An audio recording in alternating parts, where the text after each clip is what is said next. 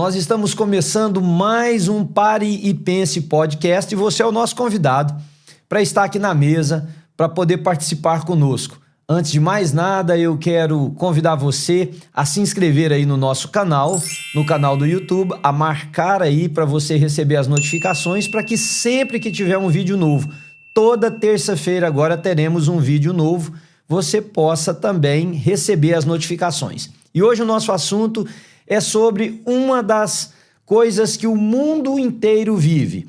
Aliás, dizem as pesquisas que a ansiedade tornou-se um padrão de vida. Viver ansioso, preocupado, aperto no peito, sem segurança sobre o futuro, sem saber como é que será a vida, tornou-se uma coisa que quase ninguém mais escapa. Isso dizem os estudiosos do comportamento humano. Hoje, para se conseguir uma consulta com um psiquiatra ou um atendimento psicológico, dependendo do lugar do mundo que você estiver, vai demorar meses. Aqui nos Estados Unidos, onde eu vivo, na região onde eu vivo, a média para se conseguir uma consulta com um psiquiatra ou um atendimento por parte de um psicólogo está na faixa de 3 a 6 meses de espera. Por que que nós temos tanto distúrbio emocional? E é claro que aqui nessa nossa conversa eu não vou abordar os problemas que realmente têm uma origem muito catastrófica na vida das pessoas, porque muitas pessoas que hoje passam por problemas psíquico-emocionais foram abusadas na infância, sofreram traumas, foram abandonadas, perdas assim enormes. Tudo isso, com muito respeito e muito carinho, eu quero dizer para você que eu entendo que esse número também tem um grupo muito grande dessas pessoas, infelizmente, né?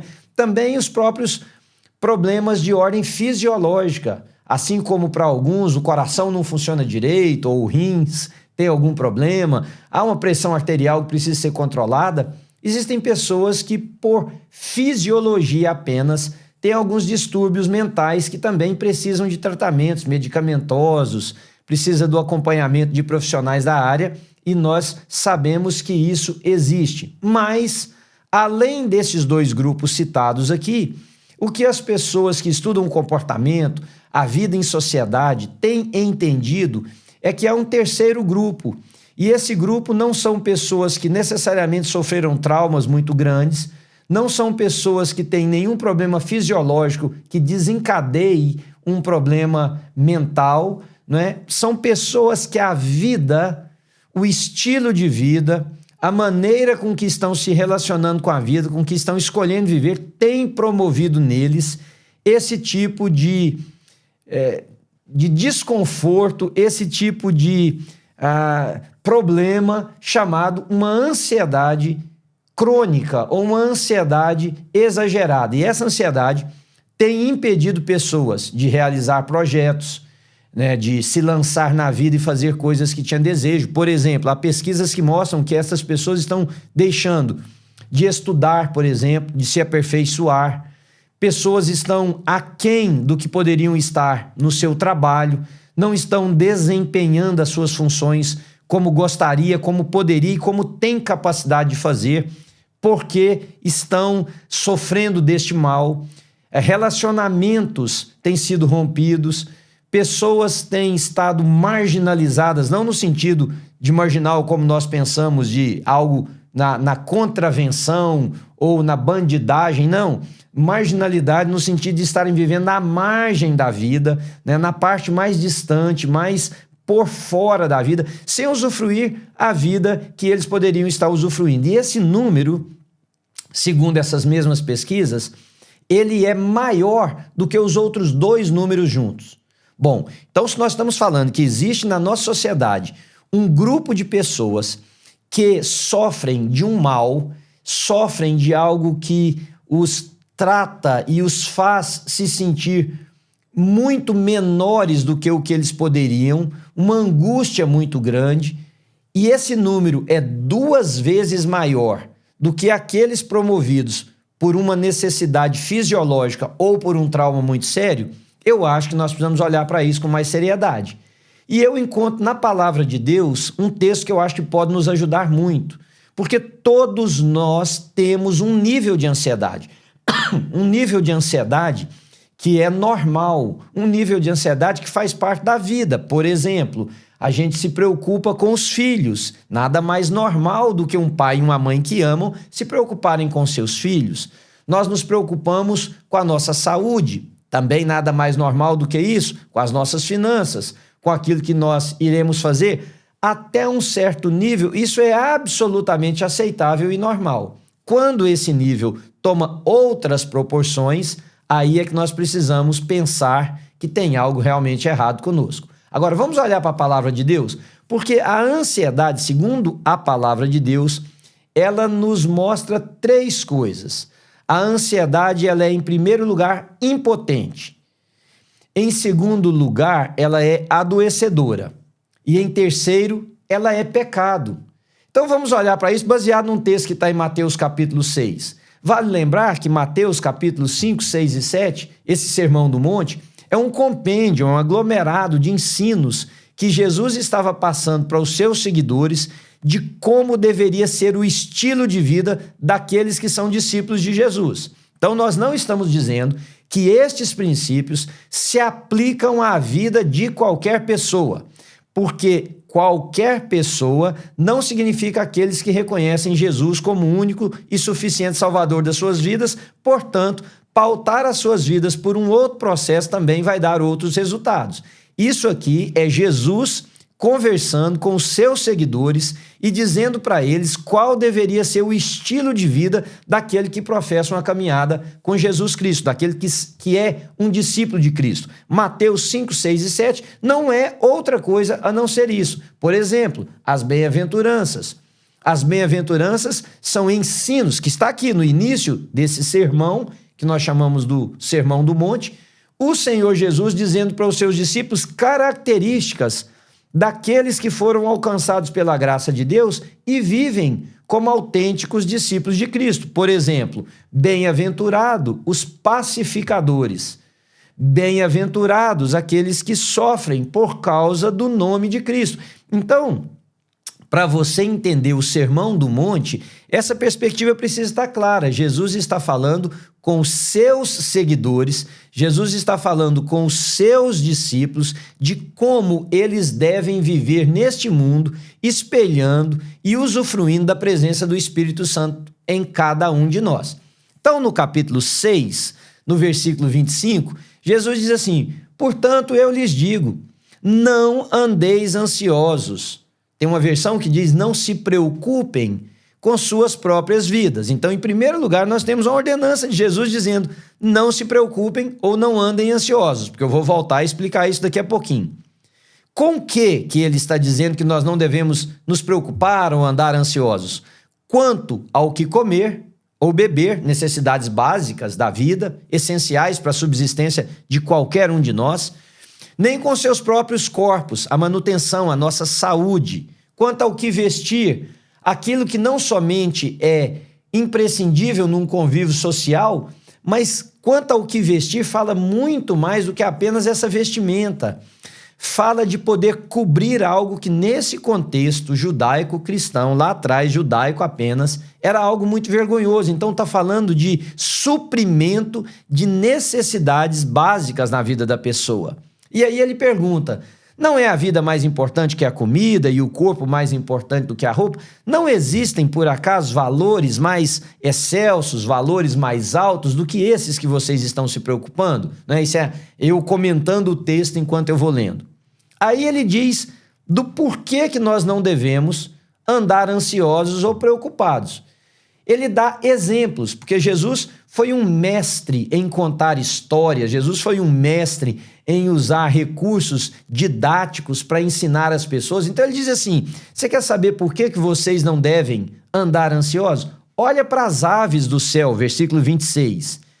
Elas não têm o labor que vocês têm para se manterem vivas, elas não semeiam, elas não colhem, elas não armazenam em celeiros, contudo, o Pai Celestial as alimenta.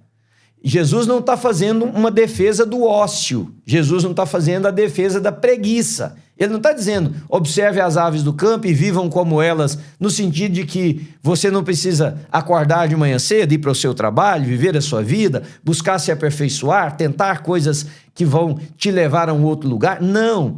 O que ele está dizendo é que a mentalidade por trás dessa luta para a subsistência, a mentalidade por trás desse processo de autossustentação não pode ser apenas na força do nosso braço. Ele termina dizendo assim: vocês não têm muito mais valor do que essas aves?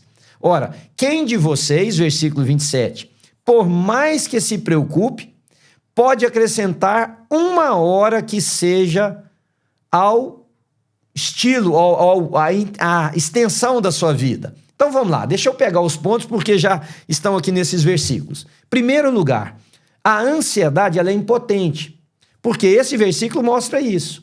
Quem de vocês, por mais que se preocupe, por mais ansioso, pode acrescentar uma hora que seja a sua vida? A ansiedade, ela não produz resultados, muito pelo contrário, ela subtrai da vida, ela nos impede de progredir, ela nos impede de dar passos adiante. Porque por mais ansioso que eu ou você estejamos a respeito de uma situação, não há nada que essa ansiedade possa fazer para resultar em algo melhor na situação que nós estamos pensando. É o que ele diz. Ele diz assim, então, a ansiedade de vocês, ela não tem força, ela não tem capacidade, ela não tem poder. Daí a minha afirmação de que a ansiedade ela é impotente, ela não tem poder para fazer nada para vocês. Então, do que adianta você andar ansioso por tudo, já que esta ansiedade não pode resolver nenhum dos seus problemas? Aí você pode dizer assim, mas eu não consigo parar de pensar, eu não consigo parar de ficar... Assim como o boi ou a vaca faz com o alimento, né? Que ele volta esse alimento da sua traqueia para a sua boca e fica ruminando, ele mastiga esse alimento várias vezes, assim nós ficamos ruminando estes pensamentos. E daqui a pouco eu tento te ajudar em como a gente pode tentar melhorar isso a nível da nossa mente. Mas a primeira coisa é que a ansiedade, ela é impotente. Em segundo lugar, a ansiedade, ela é adoecedora. Nós temos dados bíblicos, e daqui a pouco eu falo com vocês, mas nós temos informações médicas, tanto da área da medicina quanto da psicologia, que mostram que o excesso de ansiedade pode provocar doenças, pode nos adoecer muito fisicamente, algo que é só mental, vai somatizar. Existem pessoas que têm perdas de cabelo, ganho de peso excessivo ou perda excessiva de peso, doenças da pele, né? Várias outras coisas, doenças cardiovasculares inclusive, e várias outras doenças, enfermidades que são decorrentes do excesso de preocupação ou do excesso de ansiedade. Então, ela não somente é impotente, ela é adoecedora. Agora, é engraçado é que a Bíblia contrapõe a isso, dizendo que Jesus veio para que nós tivéssemos vida e vida em abundância. Há uma figura veterotestamentária que é uma figura de Jesus no Velho Testamento, que é quando a Bíblia fala do bálsamo de Gileade. Gileade, uma das 12 tribos de Israel, havia um bálsamo, que também é a terra de Gileade, havia um bálsamo extraído de uma árvore nessa terra, que ela curava todas as enfermidades. Nós sabemos que está fazendo uma alusão ali pelo texto àquilo que só Jesus Cristo, através do Espírito Santo, pode fazer na nossa vida, porque Deus foi também conhecido na Bíblia, no Velho Testamento, como o Deus que cura todas as enfermidades. O profeta Isaías diz que verdadeiramente ele levou sobre si as nossas enfermidades. O castigo que estava sobre ele foi o que nos trouxe a paz, nós fomos sarados por ele. E aqui é um contraponto muito grande com a nossa vida como discípulos de Cristo. E olha, nós temos enfermidades e vamos enfrentar enfermidades na vida. Algumas pessoas lutam com enfermidades muito mais fortes do que as outras, mas esta enfermidade promovida pela ansiedade, pela preocupação, pode ser reduzida. Pode ser reduzida. Primeiro, entendendo que ela é impotente. Você vai fazer um exercício. Você vai dizer para você mesmo: do que me adianta ficar preocupando com aquilo que eu não tenho controle, com aquilo que eu não posso botar as minhas mãos, com aquilo que eu não posso gerenciar? Você precisa perguntar isso para você. Aliás, uma das terapias que eu ensinei durante anos para as pessoas que eu aconselhava era um diálogo consigo mesmo. Com estas pessoas muito ansiosas, eu aconselhava elas a procurarem um espelho, olhar no espelho, se vendo e dizer: do que adianta você ficar pensando excessivamente nisso? Faça algumas perguntas para você. Você consegue mudar esse quadro? Você consegue com as suas mãos resolver esse problema? Você consegue com as suas mãos fazer? Porque se consegue, vamos lá fazer, tudo certo.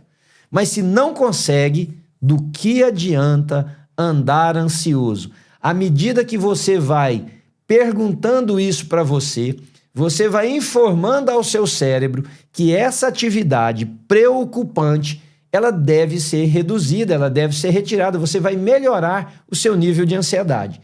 Segundo, quando você entender que ela é adoecedora, ora, todos nós queremos viver, se pudermos, mais, e se pudermos viver melhor. Melhor fisicamente, melhor emocionalmente. Então, se você sabe que algo que você come está prejudicando a sua saúde, você faz um controle alimentar. Você tira aquilo da sua dieta. Se você sabe que exercitar faz bem, você acrescenta. Então, eu quero te dar uma receita de uma dieta hoje. Comece a tirar da sua dieta diária a preocupação, porque ela te adoece. Mas, em terceiro lugar, a preocupação, ela pode se tornar um pecado. E isso é uma linha muito tênue, muito fina para nós entendermos, e eu não quero soar aqui como um legalista, dizendo para todos vocês que quando vocês se preocupam, como eu também me preocupo, nós estamos pecando. Não. Aliás, eu disse anteriormente que um nível dessa preocupação, dessa ansiedade, né, por assim dizer, ela é normal, ela é parte da vida. Você vai viajar, você fica um pouco ansioso com o lugar que você vai, se é novo, se é desconhecido, você vai mudar de trabalho, você fica preocupado se vai encontrar lá boas pessoas, se o seu ambiente de trabalho será um ambiente saudável, será um ambiente amistoso. Você pensa em deixar o seu trabalho e abrir o seu próprio negócio. Você fica preocupado. Ah, será que vai dar certo? Especialmente se você tem uma família para cuidar, se você é uma pessoa responsável por mais alguém além de você, é normal você pensar: será que eu vou conseguir? Será que eu terei uma receita suficiente para viver, para cuidar das pessoas? Tudo certo aí. Quando é que ela se torna pecado? Quando ela nos domina, quando ela nos aflige, quando ela toma lugar na nossa vida. Veja, 2 pontos muito importantes para nós entendermos se a nossa ansiedade não está se tornando pecado. A Bíblia, nesse mesmo texto de Mateus 6, diz que nós não podemos servir a 2 senhores. Não podemos. E ali Jesus está falando de Mamon, de uma entidade que ele liga, que ele refere como sendo essa entidade por trás do que nós chamamos de dinheiro, né? Numa outra gravação aqui eu explico para vocês sobre isso. Mas ele diz: vocês não podem servir a 2 senhores. Presta bem atenção, vocês não podem. Porque vocês vão amar um deles e vocês vão desprezar o outro. Porque o amor não vai conseguir ser compartilhado de igual maneira. Vocês vão amar um e desprezar o outro. Então ele diz: vocês não podem ter 2 senhores. Vocês não podem ter 2 senhores porque vocês não vão conseguir servir de maneira adequada. E lembra que Jesus está falando num contexto em que as pessoas entendiam muito bem, porque a palavra usada ali para senhor seria como o dono, quase, se nós fôssemos pensar na nossa linguagem hoje. Porque hoje foge um pouquinho para a gente a compreensão de senhor. Nós não temos necessariamente senhores sobre a nossa vida, mas naquele contexto sociocultural era normal. Havia escravos, havia senhores que os empregados tratavam quase como que dono deles. Então, eles estão entendendo muito bem o que Jesus está dizendo. Vocês não podem ter 2 senhores. Vocês vão se dedicar a um e vão desprezar o outro. Vocês vão amar a um e desprezar o outro. Vocês vão servir a um e não servirão o outro. Porque naquele contexto a pessoa não conseguia ter 2 senhores. porque a vida dele era dedicada ao Senhor a quem ele servia. Então, nesse mesmo contexto, Jesus está dizendo: vocês não podem ter um Senhor que domine a vida de vocês, presta bem atenção nisso, com relação ao que vocês pensam e como vocês veem a vida. Por isso que é pecado. Quando nós deixamos a ansiedade tomar conta de nós, e mais uma vez, se você entrou aqui na nossa transmissão agora, se você não ouviu o que eu falei antes, se você está pegando só essa parte, veja, eu não ignoro, aliás, reconheci no início dessa minha fala que há processos psíquicos, emocionais que estão fora do nosso controle. Por exemplo, você teve o que nós chamamos aqui nos Estados Unidos de PTSD, Post-Traumatic Syndrome Disorder. Você viveu um evento, depressão pós-traumática, eu acho que a gente fala lá no Brasil. Você teve um episódio, pessoas que foram para a guerra, são candidatos a PTSD, porque eles viveram situações alheias ao seu controle, impostas sobre eles, de que eles não tinham escolha.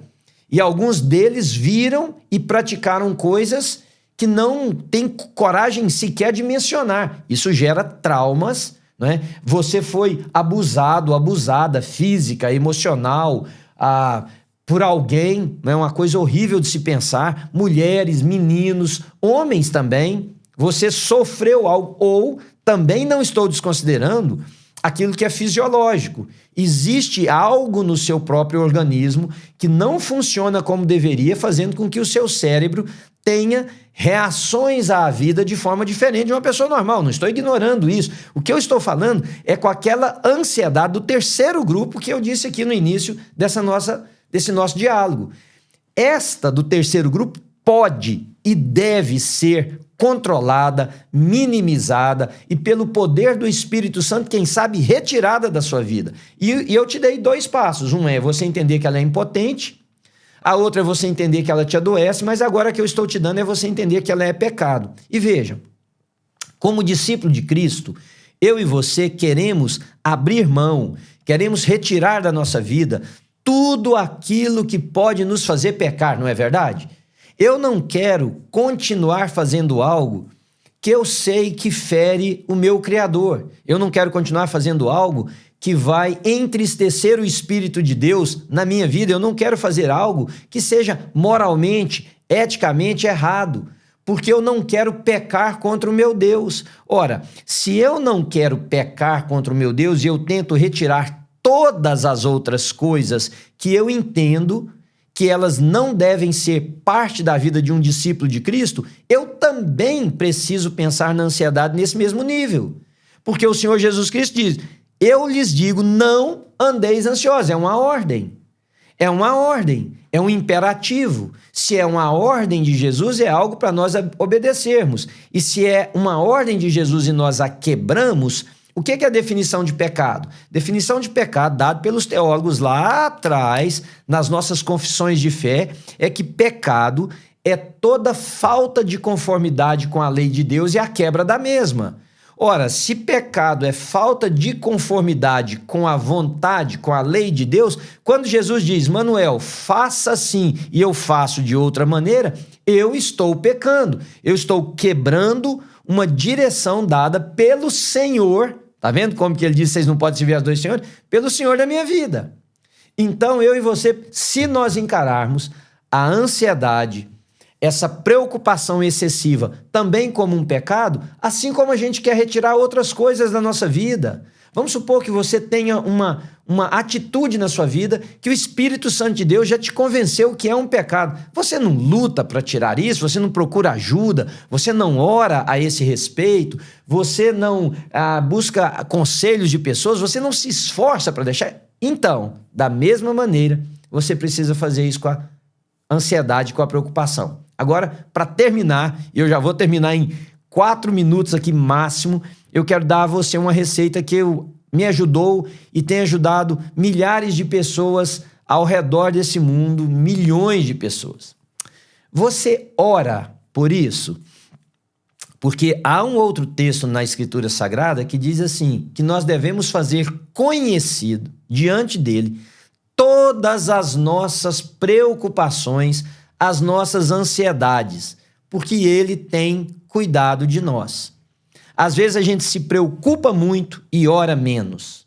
Às vezes a gente é muito ansioso e gasta pouco tempo com os joelhos dobrados, parados, falando com Deus. Agora eu quero pegar esses minutinhos que eu tenho e falar para você sobre essa oração.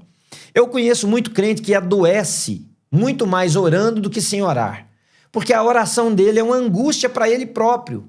A oração dele é quase que uma penitência, uma imposição de tanto peso sobre ele, que ele, ao invés de levantar do chão melhor, ele levanta pior. A oração é um diálogo nosso com o nosso Pai. Nesse diálogo você pode chorar, você pode gritar, você pode falar, eu não estou entendendo absolutamente nada, você pode expressar, não tem impostação de voz, Deus não está preocupado se você começa falando com ele, ó amantíssimo Deus, ou se você só diz assim, Deus, olha aqui o que está acontecendo comigo. Não tem isso, não tem oração bem feita, mal feita, não tem oração profunda ou rasa. Tem oração, queridos. Deus é Pai. Meu filho vem conversar comigo, não importa o jeito que ele começa a conversa, ele é meu filho. Eu quero ouvir o que ele está me dizendo. Eu quero ouvir se tem algo preocupando ele. Minha filha vem falar comigo, não importa se ela me chama de daddy, se ela me chama de Manny, se ela me chama de papi, se ela me chama de papai, se ela me chama de senhor, se ela me chama de você. Eu quero ouvir a minha filha. Eu quero saber o que está acontecendo no coração dela. Deus é o seu pai, ele quer saber o que está acontecendo com você, embora ele já saiba. Ele quer que você tome conhecimento no diálogo que você tem com ele de como está o seu coração. Esse é o ponto. Então vá para a oração com o intuito de abrir a sua vida àquele que tudo sabe, que te conhece, que antes que a palavra chegue à sua boca, ele já conhece ela toda, ele já sabe. Mas quando nós vamos falar, algumas pessoas me perguntam, mas se ele já sabe, por que eu tenho que falar? É porque ao falar me dá uma perspectiva diferente. Não é para ele, é para mim. Todas as vezes que você conversa com um amigo seu sobre um problema, você olha para esse problema de maneira diferente. E isso tem uma coisa até mecânica, fisiológica. Você precisa pensar, você precisa elaborar as palavras. Tudo isso você está revendo o problema a partir de uma outra ótica. Então, quando você fala com Deus, você vai afirmando para você quem Deus é. Deus não tem dúvida de quem ele é para você e para mim. Mas muitas vezes nós temos dúvida de quem ele é na nossa vida. E ao orarmos, isso vai se tornando cada vez mais consistente, mais firme, mais claro para mim e para você. Ele é o nosso Deus. Deus te ama. Ele te ama tanto que ele pegou Jesus Cristo, seu único filho, e enviou para morrer no meu e no seu lugar. Deus nos ama. Deus não é um Deus transcendente. Deus é também imanente. Deus não está lá longe, no céu, num trono, olhando, julgando tudo, olhando para esse povo, correndo para lá e para cá e dizendo, o que é isso que está acontecendo lá embaixo? Não. A Bíblia nos mostra que ele é um Deus imanente, presente, ele está entre nós. Ele está perto de quem tem o coração contrito e quebrantado. A Bíblia diz que o Espírito de Deus, ele funciona a nosso favor, ele intercede com gemidos inexprimíveis. O próprio Senhor Jesus Cristo diz que estaria à direita do Pai para que nossas orações, os nossos pedidos fossem ouvidos. Deus ama você, você precisa afirmar isso para você nas suas orações. Senhor, eu sei que eu sou teu, eu sei que a minha vida está nas tuas mãos, porque ao fazer isso, você está fazendo um processo de autoafirmação. Você está declarando o seu pertencimento a Deus. Você foi redimido por Deus. E redimir, entre tantas palavras, significa compra, significa proteção, significa estar à frente. Deus está à sua frente. Deus está à nossa frente. Então, quando você ora, ore por tudo que te preocupa.